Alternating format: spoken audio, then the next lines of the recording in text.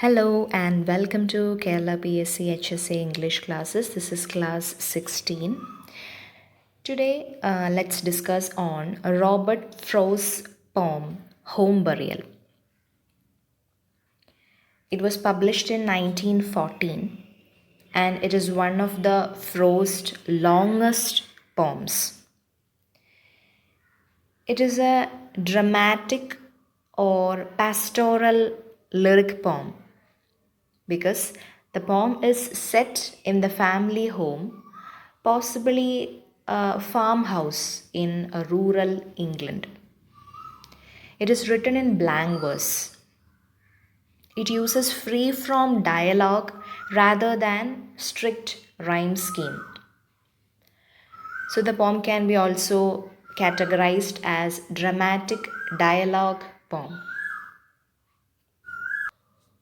In the poem, we can see two kinds of tragedies. First one is the death of a child, and the second is the collapse of a marriage. The setting is like this. The husband has just returned from burying their young son in a family plot, and the husband and wife grieve in two different ways. The wife is unable to understand his failure to express grief vocally, and she accuses him of showing indifference to their loss.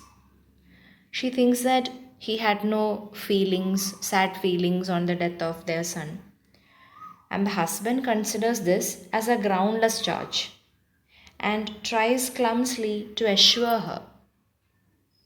So they fail to understand each other and they quarrel. So there is that communication gap or that limits of communication. So this is all about the poem. And Robert Frost had first hand experience of having lost a son aged 4 in the year 1900. And it haunted him and his wife Eleanor for years. So let's move on to the poem. Amy is the name of the wife, and the name of husband is not given. So at the beginning of the poem, we can see that Amy is looking onto something with fear. She was at the top of the stairs and she's looking outside to something, and she steps down and then again she retraces uh, to see something, to look at the object. We don't know what it is. And the husband advances towards her and asks what it is that she keeps on looking at from there. He insists on knowing about it. And Ami's face now changes to something, from that fear, the face changes to something very dull looking. So the husband mounts the stairs and again asks her to tell him about the object. But she remains silent. She wants him to tell what it is.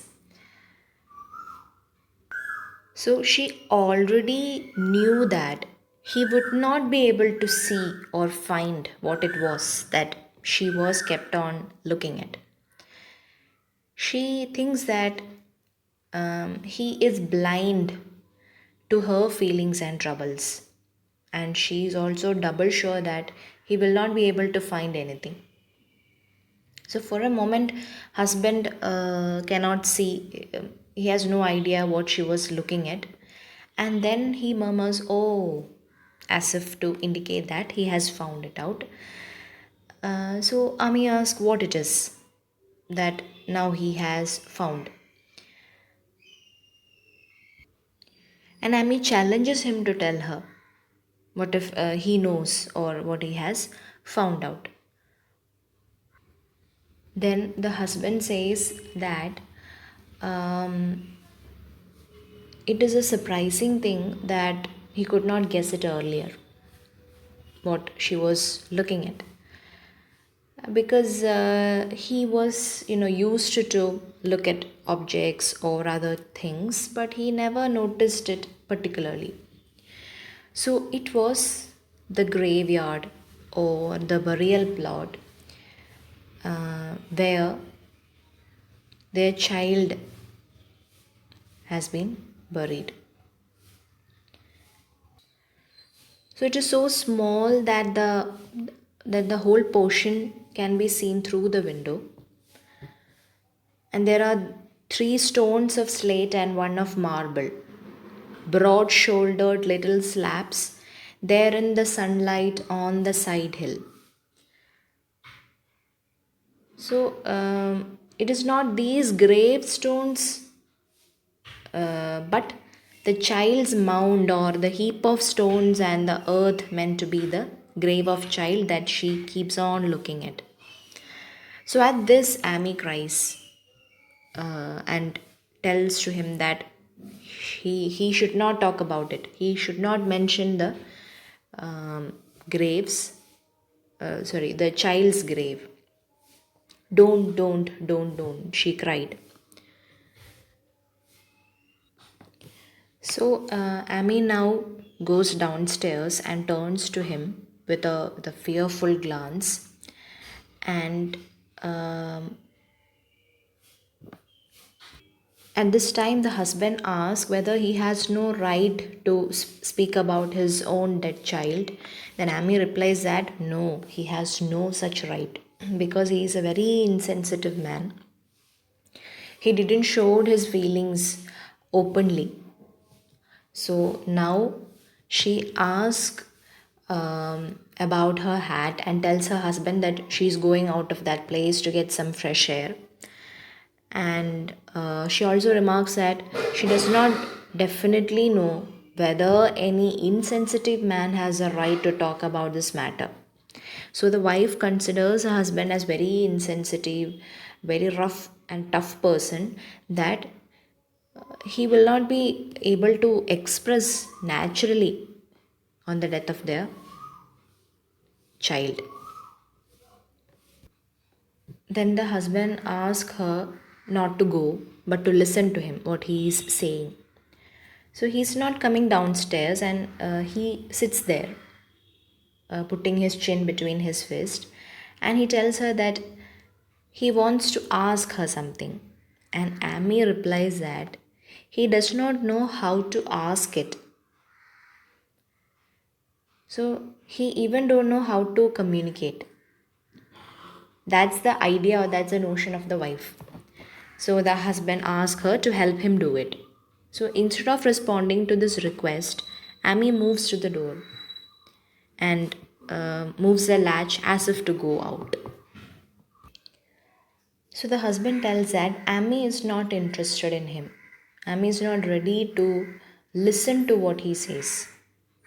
And he does not know how to speak in a way or use words so as to please her. But he tells that he will learn to do so. He cannot say that what he understands.